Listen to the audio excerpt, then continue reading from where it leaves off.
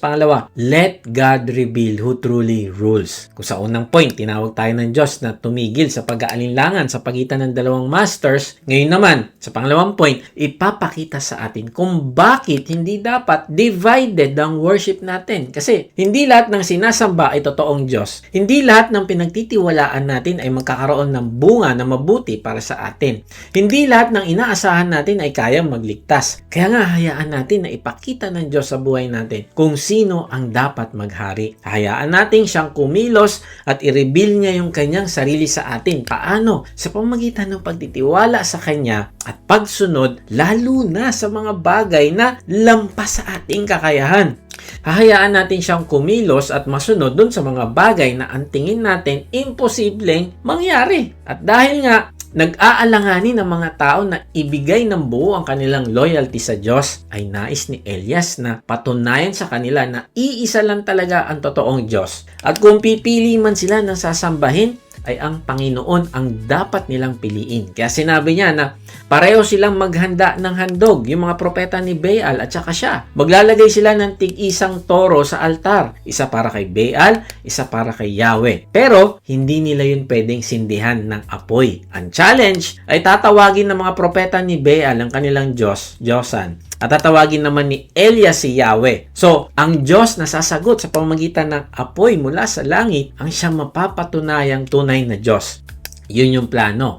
At doon malalaman ng buong Israel kung sino talaga ang dapat nilang sambahin. Tuloy natin. Sabi ni Elias sa kanila, 1 Kings 18:24, pagkatapos tawagin ninyo ang inyong Diyos at tatawagin ko naman si Yahweh. Ang Diyos na tumugon sa pamamagitan ng apoy ang siyang tunay na Diyos. At sumagot ang bayan, sang-ayon kami. Then, verse 26, kinuha nga nila ang isa sa mga toro at inihanda mula umaga hanggang tanghali. Tinawagan nila si Baal. Baal, pakinggan mo kami, sigaw nila. Samantalang pasayaw-sayaw sa paligid ng altar na itinayo nila. Ngunit walang sumasagot. Wow, anong sabi sa talata? Kung gaano sila katagal nanalangin kay Baal para magpadala ng apoy mula umaga hanggang tanghali. Ilang oras silang paulit-ulit na tumatawag. Kaibigan, tandaan mo ito. Ang haba ng panalangin ay walang kabuluhan kapag ang tinatawag mo ay hindi naman tunay na Diyos. Ang ibig sabihin, kailangan nating mag-ingat kasi hindi lahat ng spiritual activity ay tunay na worship.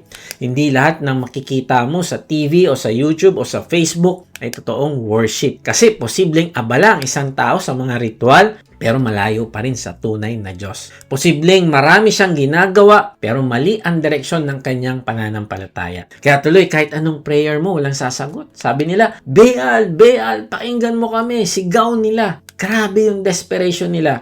Hindi lang sila tumawag kay Baal, kundi sinigawan pa nila. Siguro inisip nila, kailangan lakasan ng boses para pansinin tayo. Pero alam mo, ang tunay na problema ay hindi yung lakas o hina ng boses sa panalangin.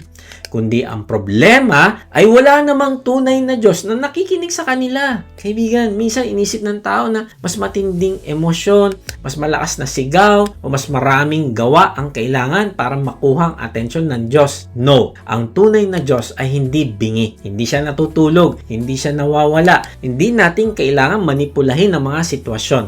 Naririnig niya ang kanyang mga anak dahil sa kanyang grace. Hindi dahil napakalakas ng kanilang sigaw. Sabi pa, samantalang pasayaw-sayaw sa paligid ng altar na itinayo nila. Wow!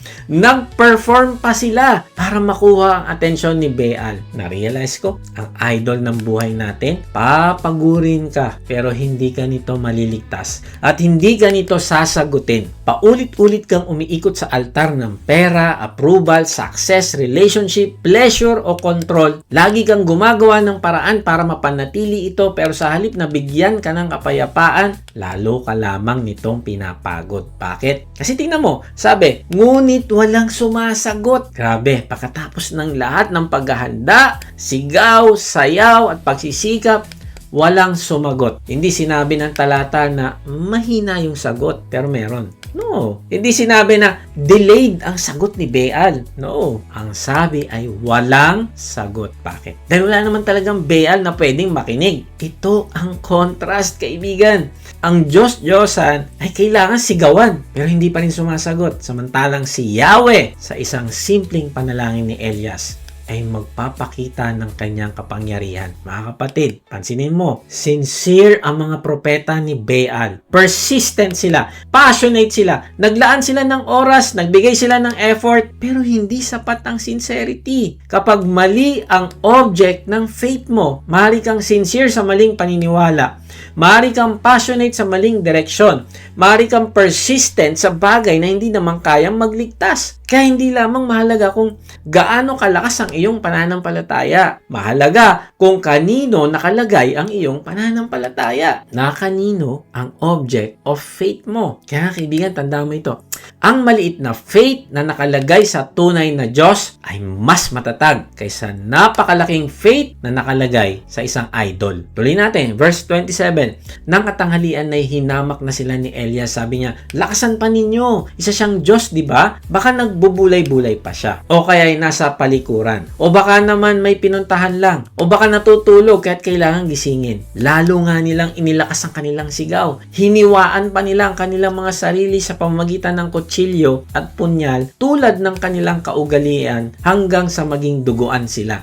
Patuloy silang nagsigawan at nagungulan hanggang inabot sila ng hapon, ngunit wala pa ring tinig o anumang sagot. Makikita natin ang matinding pagsisikap ng mga propeta ni Baal. Sumigaw sila, sumayaw, nagpakahirap, sinaktan pa yung kanilang sarili. Mula umaga hanggang hapon, patuloy silang umaasa na sasagot yung kanilang Diyos-Diyosan. Pero sa kabila ng lahat ng kanilang effort, malinaw ang sinabi ng kasulatan. Walang tinig, walang sumagot, walang pumansin. Ganyan din ang nangyayari ngayon. Maaring hindi na Baal ang tawag sa mga Diyos-Diyosan natin.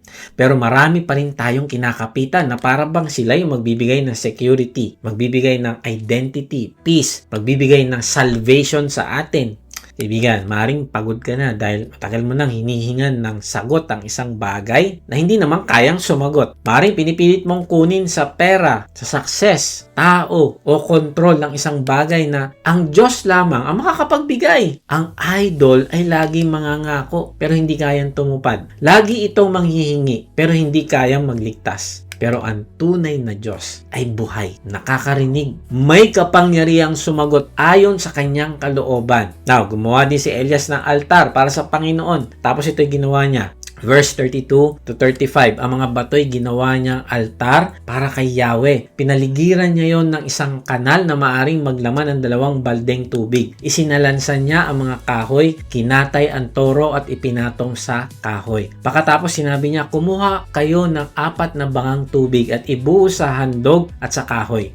Ganun nga ang ginawa nila. Buhusan pa ninyo, sabi ni Elias, at binuhusan nila isa pang buhos. Utos uli ni Elias, 3 beses nga nilang binuhusan ang handog hanggang sa umagos ang tubig sa paligid ng altar at umapaw sa kanal. Ayon sa talata, ay 3 beses nilang binuhusan ang handog hanggang mabasa ang toro, ang kahoy, ang mga bato at pati yung kanal sa paligid ay napuno ng tubig. Bakit? Kasi nais ni Elias na alisin ang anumang posibilidad na isipin ng mga tao na may daya, may nakatagong apoy o gawa-gawa lamang ito ng tao. At kapag nasunog ang basang handog, magiging malinaw na hindi yun dahil sa kakayahan ni Elias. Tanging Diyos lamang ang makakagawa nito. Tandaan mo ito, kaibigan. Minsan, hinahayaan ng Diyos na maging imposible ang sitwasyon upang maging malinaw na siya lamang ang makakagawa. Hindi kailangan ng Diyos yung madaling sirkumstansya para ipakita yung kanyang kapangyarihan. Yung inaakala natin na imposible, yun ang specialty ng Diyos. Doon siya magre-reveal kung sino siya at kung ano yung kaya niyang gawin sa buhay mo. Kaya nga,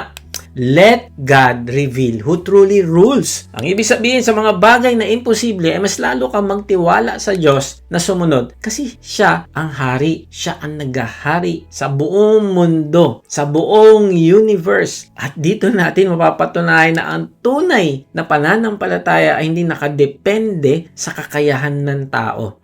Si Elias ay naghanda at sumunod. Pero alam niyang hindi siya ang magpapababa ng apoy. Ang kanyang tungkulin ay sumunod. At ang resulta ay nasa Diyos. Kaibigan, may mga pagkakataon din sa buhay natin na parang binubuhusan na ng tubig ang sitwasyon. Parang imposible nang maayos ang pamilya. Parang wala nang paraan para mabayaran ng problema sa pera. Parang hindi na magbabago ang isang tao. Parang huli na para makabangon. Parang wala nang pag-asa ang ministry, business, relationship, relationship o sariling buhay natin. At minsan, inisip natin, Lord, paano pa ito maayos? Parang lalo pang nagiging complicated. Pero kaibigan, maaaring yung mahirap na sitwasyon na yan ay ang nais ng Diyos na matutunan mo kung paano ka magtitiwala sa Kanya. Na kapag nagtiwala ka ay ipaparanas niya sa iyo ang Kanyang kapangyarihan. Alahanin mo ito, kaibigan. Kapag ginawa niya ang di nating kayang gawin, wala tayong may pagmamalaki. Hindi natin masasabi na dahil magaling tayong dumiskarte. No.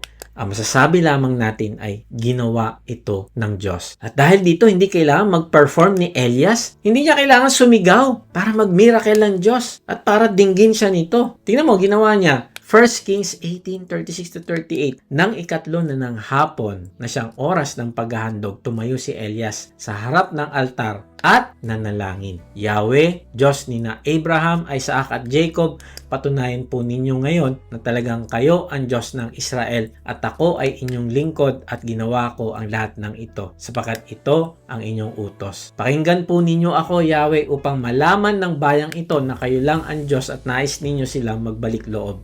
Noon din, nagpababa ng apoy si Yahweh at tinupok ang handog, ang kahoy at ang mga bato at lupa sa paligid. Pati ang tubig sa kanal ay natuyo. Sabi ni Elias sa prayer, Yahweh, Diyos ni na Abraham, Isaac at Jacob. Ang ibig sabihin ay nagsimula si Elias sa pagkilala kung sino ang Diyos. Ipinapaalala nito na ang Diyos na tinatawag ni Elias ay hindi bagong Diyos, kundi siya ang Diyos ni na Abraham, Isaac, Jacob, na tapat, na matagal nang kumikilos noon pa man. Matagal nang tumutupad sa pangako at hindi nagbabago. Then sabi pa niya, patunayan po ninyo ngayon na talagang kayo ang Diyos ng Israel. Ang ganda ng prayer ni Elias. Hindi niya ipinanalangin na siya ang mapansin. Hindi niya sinabi, patunayan ninyong tama ako sa kanila. No. Kundi sa kabaligtaran, ang sentro ng panalangin niya ay ang karangalan ng Diyos. Ang gusto niya ay makita ng bayan na si Yahweh lamang ang tunay na Diyos. Ito ang puso ng tunay na faith. Hindi, Lord, gawin mo ito para magmukha akong magaling. Kundi, Lord, kumilos ka para makilala ka nila. Bakit? Kasi ina-acknowledge niya ito. Sabi niya, at ako ay inyong lingkod. Alam ni Elias yung kanyang lugar. Hindi siya ang Diyos. Hindi siya ang source ng kapangyarihan. Siya ay lingkod lamang. Kaibigan, hindi tayo tinawag para kontrolin ng Diyos. Tayo ang sumusunod sa Kanya. Tandaan mo ito, kaibigan.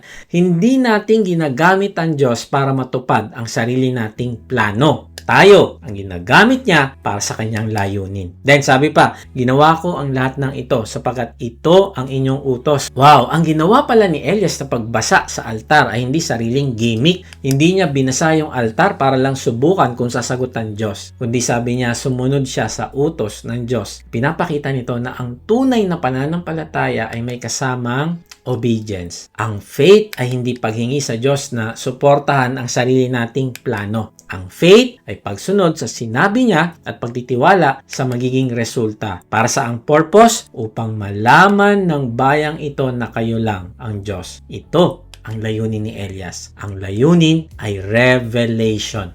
Kailangan makita ng Israel kung sino ang tunay na naghahari. Kaya kaibigan, let God reveal who truly rules. Bakit? Anong kanyang layunin? At nais ninyo silang magbalik loob. Wow! Ganito tayo kamahal ng Diyos. Gumagawa siya ng divine intervention para ibalik ang puso natin sa Kanya. Ang ibig sabihin, ang revelation ng Diyos ay may redemptive purpose. Kapag ipinapakita ng Diyos kung sino siya, ang layunin ay hindi lamang para humanga ka sa Kanya, kundi para magbalik loob ka sa Kanya. Then, ang layunin ay hindi maging fan ka lang niya. Ang layunin ay hindi maging tagahanga ka lang niya, kundi ang layunin ay maging tagasunod ka niya. Then sabi pa, noon din nagpababa ng apoy si Yahweh. Wow! Instant ang sagot ng Panginoon. Ipinakita ng Diyos na siya ay buhay na Diyos. May kakayahang makinig, interesado na sumagot sa ating panalangin, at siya ay may kapangyarihang gumawa ng himala. Hindi dahil malakas ang boses ni Elias,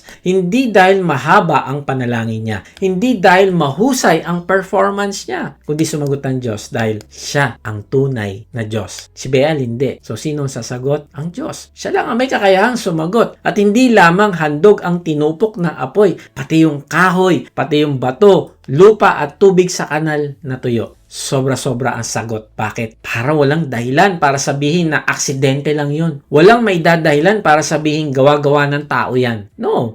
Kundi marirealize ng mga tao na ang Diyos talaga ang kumilos sa pagkakataon na yon. Kaya nga, let God reveal who truly rules.